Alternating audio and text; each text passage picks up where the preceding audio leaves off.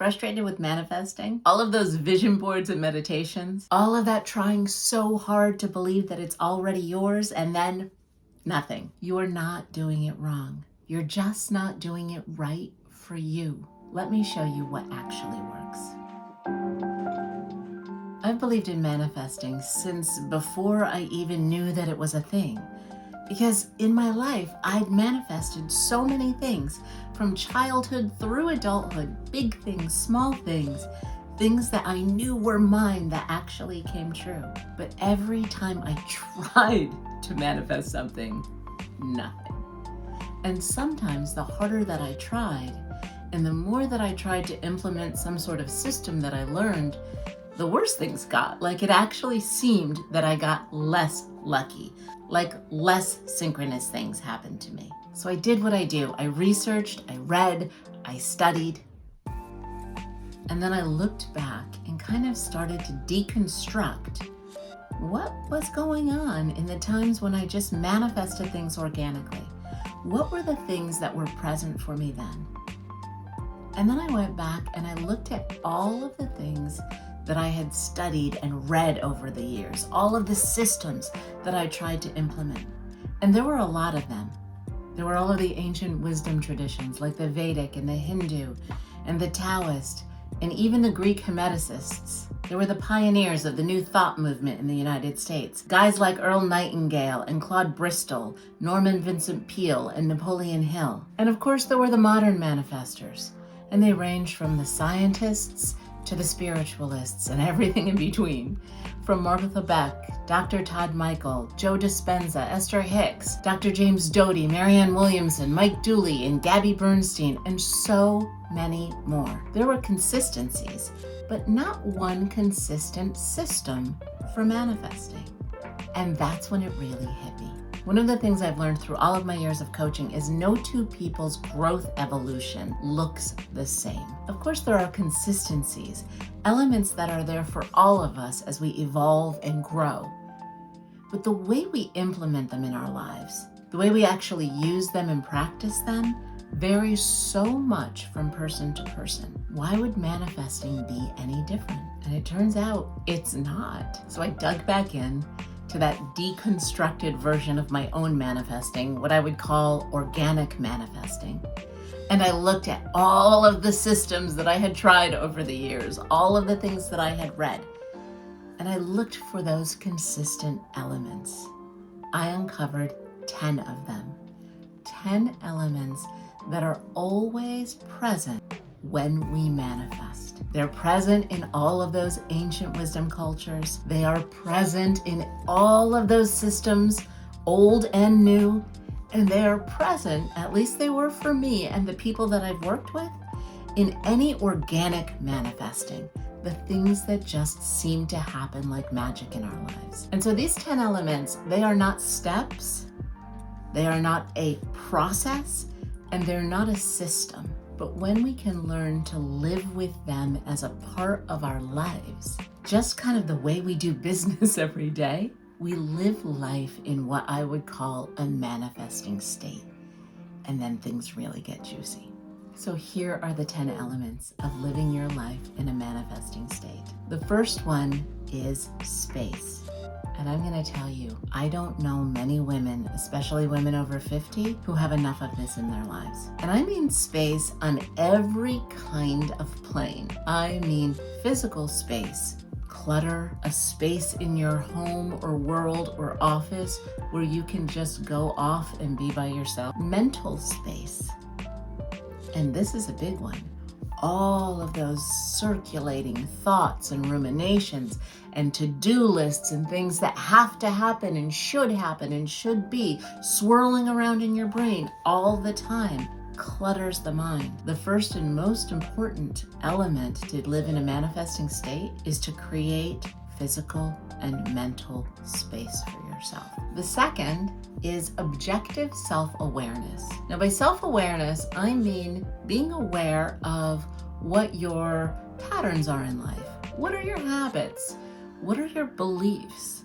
limiting beliefs and beliefs that serve you? What are they? What are your day-to-day patterns? And I use the word objective because in order for this self-awareness to be useful to you, it can't be part of your system of self-judgment. You have to be able to look at these patterns objectively and say, okay, there they are.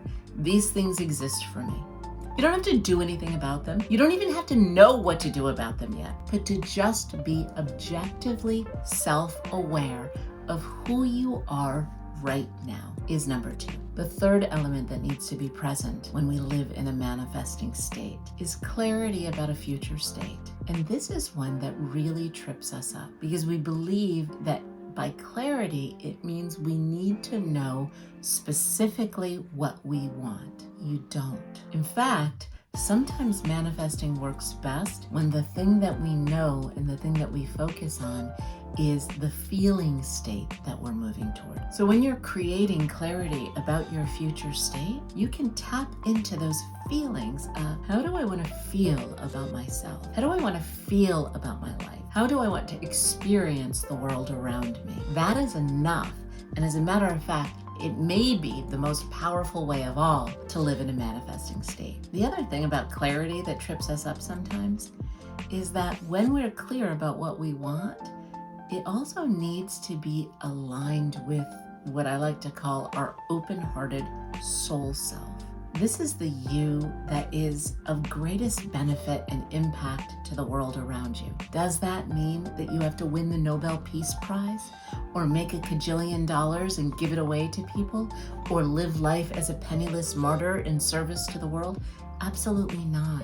It means that you are living wholeheartedly, fully as yourself, and that you're choosing to manifest things. You're choosing to point yourself in the direction of things that light that version of you up, that allow that version of you to exist fully in the world. The fourth element of living in a manifesting state is having some system in place for dealing with your fears and obstacles. Happened for me.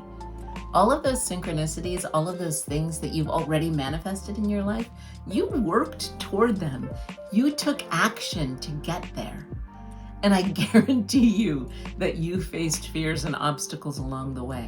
And to have some system in place for dealing with them is really going to help you along the way. The next element that's present in a manifesting state, and actually it's present in every step of the way of our evolution, is consistent focus through repetition. And here's the thing, you do this all the time, all day, every day, in a default state. You're repeating thoughts all the time. You're repeating habits all the time. You're repeating actions all the time. The question is, which of those are serving you and moving you closer to the life that you're trying to manifest, and which of those are undermining you?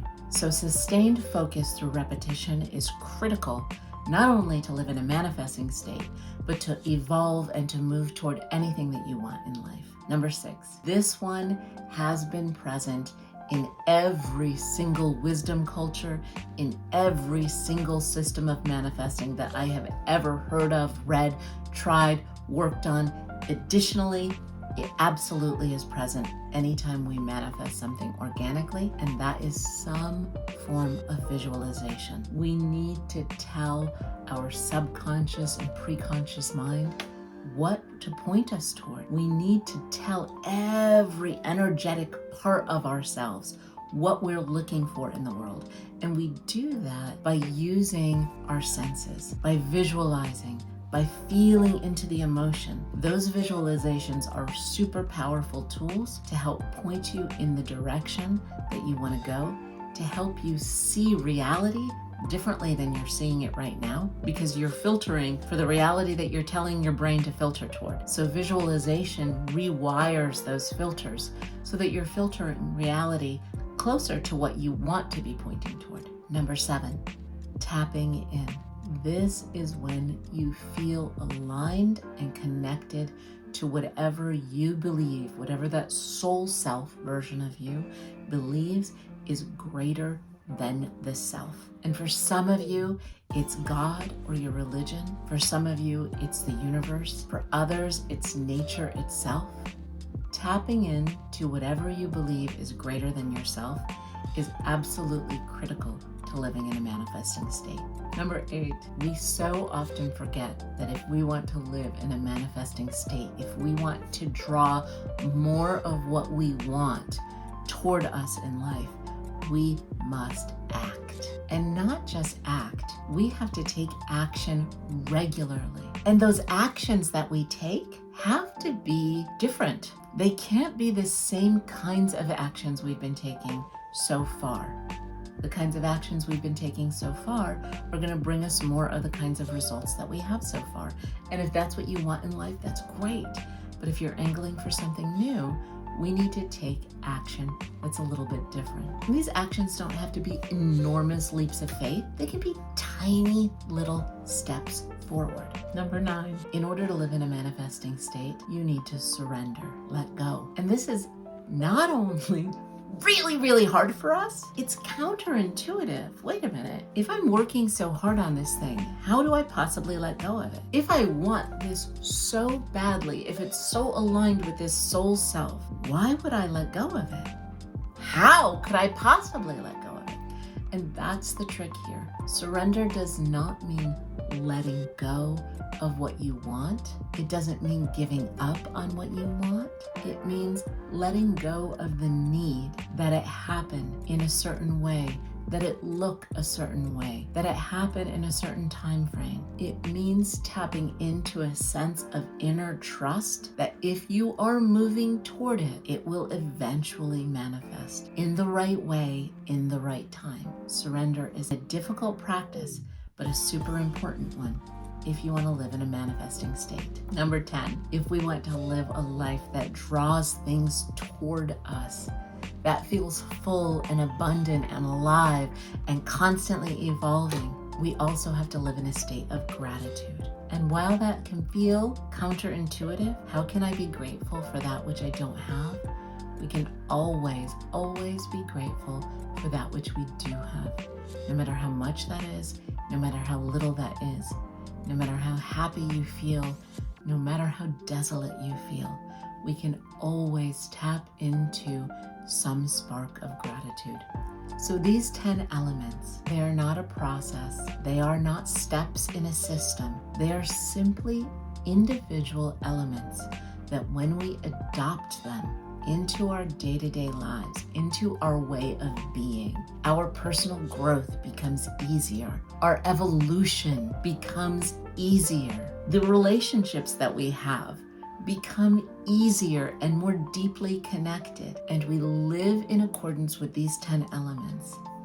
We start to manifest organically. If you're interested in how to do that in your own life, be sure to subscribe to my channel and hit that little bell so you're notified when the next video comes up.